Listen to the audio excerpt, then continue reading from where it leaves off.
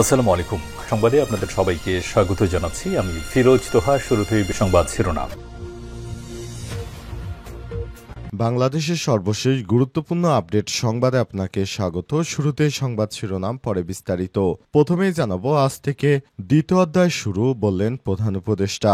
নির্বাচন কমিশনকে নির্বাচন আয়োজনের বিষয়ে আনুষ্ঠানিকভাবে সরকারের পক্ষ থেকে বলার পরদিন থেকে অন্তর্বর্তীকালীন সরকারের দ্বিতীয় অধ্যায় শুরু হয়েছে বলে মন্তব্য করেছেন প্রধান উপদেষ্টা প্রফেসর ড মোহাম্মদ ইউনূস। আর সচিবালয় উপদেষ্টা পরিষদের বৈঠকে প্রারম্ভিক বক্তব্যে প্রধান উপদেষ্টা কথা বলেছেন। বৈঠক শেষে প্রধান উপদেষ্টার প্রেস সচিব শফিকুল আলম বিষয়টি নিশ্চিত করেছেন।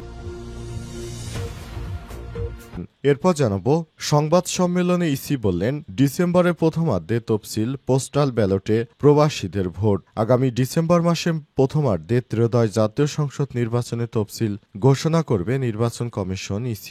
ইসির বৈঠক শেষে নির্বাচন কমিশনার আবুল ফজল সানাউল্লাহ সাংবাদিকদের এই তথ্য জানিয়েছে।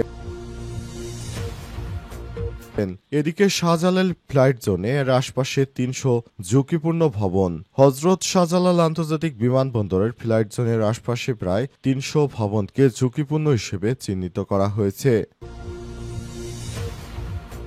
এদিকে দ্য প্রিন্টের মতামত, বিশ্বের ভূরাজনৈতিক অবস্থান হারিয়েছে ভারত। বৃহৎ শক্তিশালী এখন দেউলিয়া পাকিস্তানের সঙ্গে দৃঢ় সম্পর্ক তৈরি করছে। সাম্প্রতিক দশকগুলোতে দিল্লির সংবেদনশীলতার প্রতি তাদের ঝোঁক কম। এর ব্যাখ্যা কি হতে পারে? এটা কি শুধু ট্রাম্পের জন্যই নাকি ভারতের পররাষ্ট্রনীতির ভুলের সঙ্গে সম্পর্কিত? এটা কি কেবল ভূরাজনৈতিক পরিবর্তন যা ভারতের নিয়ন্ত্রণের বাইরে? এরকম একাধিক প্রশ্ন সামনে এসেছে।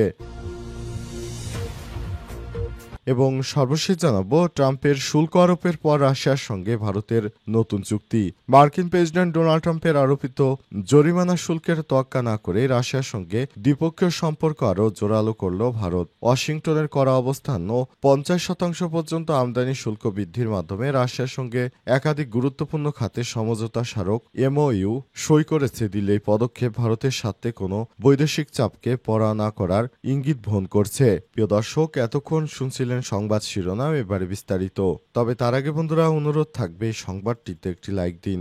এই চ্যানেলে আপনি নতুন হয়ে থাকলে আমাদের সংবাদটি দেখতে দেখতে চ্যানেলটি সাবস্ক্রাইব করে রাখুন। কমেন্ট করে বন্ধুরা আপনার মূল্যবান মতামত জানিয়ে দিন আপনি বিশ্বের কোন দেশ থেকে বা বাংলাদেশের কোন স্থান থেকে আমাদের সংবাদটি দেখছেন এবং শুনছেন। আর বন্ধুরা, এই সংবাদটি আপনার সোশ্যাল মিডিয়া ফেসবুকে শেয়ার করে বন্ধুদেরও দেখার সুযোগ করে দিন। কমেন্ট করে জানিয়ে দিন আপনি বিশ্বের কোন দেশ থেকে বা বাংলাদেশের কোন স্থান থেকে আমাদের সঙ্গে রয়েছেন। এবারে বিস্তারিত।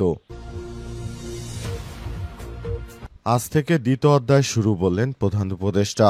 নির্বাচন কমিশনকে নির্বাচনের আয়োজনের বিষয়ে আনুষ্ঠানিকভাবে সরকারের পক্ষ থেকে বলার পরদিন থেকে অন্তর্বর্তীকালীন সরকার দ্বিতীয় অধ্যায় শুরু হয়েছে বলে মন্তব্য করেছেন প্রধান উপদেষ্টা প্রফেসর ড মোহাম্মদ ইউনূস। সচিবালয়ে উপদেষ্টা পরিষদের বৈঠকে প্রারম্ভিক বক্তব্যে প্রধান উপদেষ্টা সব কথা বলেছেন। বৈঠক শেষে এক ব্রিফিংয়ে প্রধান উপদেষ্টার প্রেস সচিব শফিকুল আলম সাংবাদিকদের এই তথ্য নিশ্চিত করেছেন। প্রধান উপদেষ্টা বলেছেন, অন্তর্বর্তীকালীন সরকারের দ্বিতীয় অধ্যায়ের প্রথম ও প্রধান কাজ হল আসন্ন ত্রয়োদশ জাতীয় সংসদ নির্বাচন সুষ্ঠুভাবে সম্পন্ন করা। বৈঠকে প্রধান উপদেষ্টা বলেছেন, গত ৫ই আগস্ট অন্তর্বর্তীকালীন সরকারের প্রথম অধ্যায় শেষ হয়েছে। এর পর দ্বিতীয় অধ্যায় শুরু হয়েছে। প্রধান উপদেষ্টা উপদেষ্টাদের উদ্দেশ্য করে বলেছেন, নির্বাচন যেন সুষ্ঠু, নিরপেক্ষ এবং উৎসব মুখর পরিবেশে অনুষ্ঠিত হয় তা নিশ্চিত করাই এখন সরকারের প্রধান দায়িত্ব।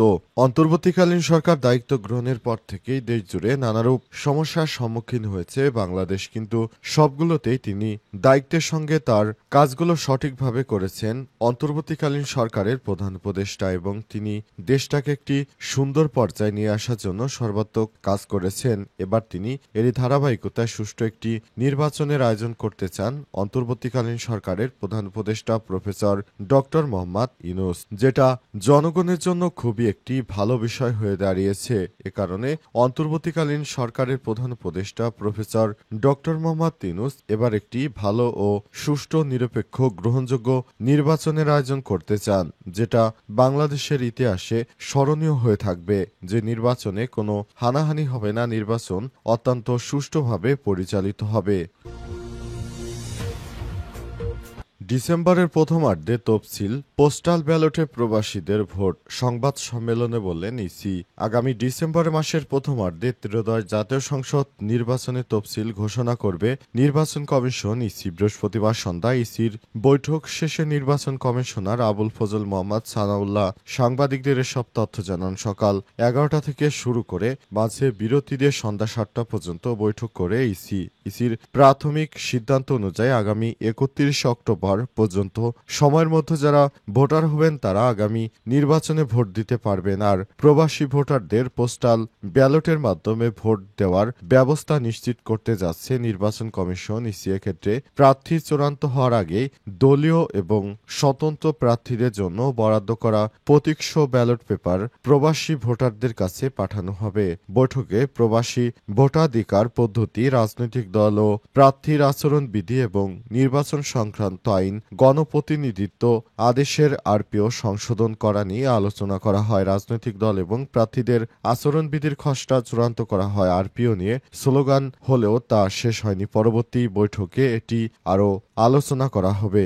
নির্বাচনের তফসিল ঘোষণা করে কবে নাগাদ হতে পারে এমন প্রশ্নের জবাবে নির্বাচন কমিশনার আবুল ফজল সানাউল্লাহ বলেছেন, এটি নিয়ে বৈঠকে আলোচনা হয়নি, শীঘ্রই এ বিষয়ে আলোচনা করা হবে। তবে ইতিমধ্যে প্রধান নির্বাচন কমিশনার সিসি বলেছেন, ভোটের তারিখের 2 মাস আগে তফসিল ঘোষণা করবে। তিনি আরো বলেছেন, আপনারা ধরেই নিতে পারেন এই শিডিউল ঘোষণার কাজটা আমরা ডিসেম্বর মাসের প্রথমার্ধেই করে থাকব এবং অন্তর্বর্তীকালীন সরকার যেহেতু বলেছেন ফেব্রুয়ারিতে নির্বাচন, সুতরাং ডিসেম্বরে আমরা তফসিল ঘোষণা করব। শাহজালালে ফ্লাইট জোনের আশপাশে 300টি ঝুঁকিপূর্ণ ভবন। হজরত শাহজালাল আন্তর্জাতিক বিমানবন্দরে ফ্লাইট জোনের আশপাশে প্রায় 300টি ভবনকে ঝুঁকিপূর্ণ হিসেবে চিহ্নিত করা হয়েছে। আজ বেসামরিক বিমান চলাচল কর্তৃপক্ষ বেবিচক সদর দপ্তরের সাংবাদিকদের সঙ্গে এক মতবিনিময় সভায় সংস্থাটির chairman air vice marshal Hasan Mahmud Siddique এই তথ্য নিশ্চিত করেছেন। তিনি বলেন, ঝুঁকিপূর্ণ ভবনগুলোর বিষয়ে ইতিমধ্যে রাজুককে চিঠি দেওয়া হয়েছে। আশা করি তারা প্রয়োজনীয় ব্যবস্থা গ্রহণ করবে।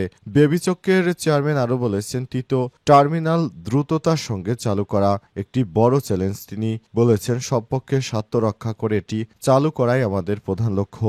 দুর্নীতির সঙ্গে তিনি বলেছেন, বেবিচকে যে দুর্নীতি হয় না এটি আমি বলবো না, তবে এগুলো রোধে কার্যকর ব্যবস্থা থাকবে। আমার চোখের সামনে যে দুর্ঘটনা করে কেউ পার পাবে না। আমরা সৎ থেকে সর্বোচ্চ সেবা দেওয়ার চেষ্টা করব।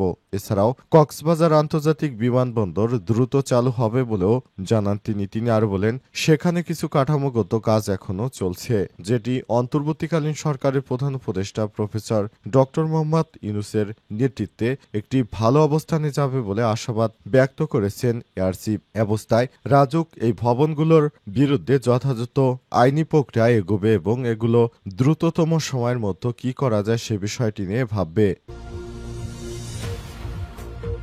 দ্য প্রিন্টের মতামত, বিশ্বে ভূরাজনৈতিক অবস্থান হারিয়েছে ভারত। বিরোধ শক্তিগুলো এখন দেউলিয়া পাকিস্তানের সঙ্গে দৃঢ় সম্পর্ক তৈরি করছে। সাম্প্রতিক দশকগুলোতে দিল্লির সংবেদনশীলতার প্রতি তাদের ঝোঁক কম। এর ব্যাখ্যা কি হতে পারে? এটা শুধু ট্রাম্পের জন্যই নাকি ভারতের পররাষ্ট্রনীতির ভুলের সঙ্গে সম্পর্কিত? এটা কি কেবল ভূরাজনৈতিক পরিবর্তন যা ভারতের নিয়ন্ত্রণের বাইরে? এরকম একাধিক প্রশ্ন সামনে আসছে। আজ দ্য প্রিন্টের এক মতামতে নয়াদিল্লি ভিত্তিক think tank council for strategic and defence research SDR এর একজন ফেলো সিদ্ধান্ত রায়মেধি এই প্রশ্ন তুলেছেন। এই প্রশ্নের জবাবে তিনি বলেন, বিশেষজ্ঞরা মনে করেন উপরের সবগুলোই সঠিক, কিন্তু এর নেপথ্যে অন্তর্নিহিত কারণ রয়েছে যার জেরে আজ ভারত বিশ্বে তার ভূখণ্ডে রাজনৈতিক স্থান হারাতে বসেছে। ভারত প্রায় নিখুঁত ভূ রাজনৈতিক অবস্থান থেকে এখন একটি অচল অবস্থার মধ্য দিয়ে যাচ্ছে। লেখক আরও বলেছেন, গত কয়েক মাসে ভারতের ভূ রাজনৈতিক প্রেক্ষাপট 180 ডিগ্রি ঘুরে গেছে বলে মনে করছে বিশেষজ্ঞরা। মাত্র 3 বছর আগে সমস্ত বিরোধ শক্তির আশীর্বাদ পুষ্ট থাকার পরও ভারত এখন চীন পাকিস্তান জোটের কৌশলগত আক্রমণের শিকার। পাশাপাশি চীন ও মার্কিন যুক্তরাষ্ট্রের অর্থনৈতিক জাঁতাকলের মধ্যে পড়েছে ভারত। সাংহাই কো অপারেশন অর্গানাইজেশন এবং কোয়াড উভয় গ্রুপেই ভারত রয়েছে।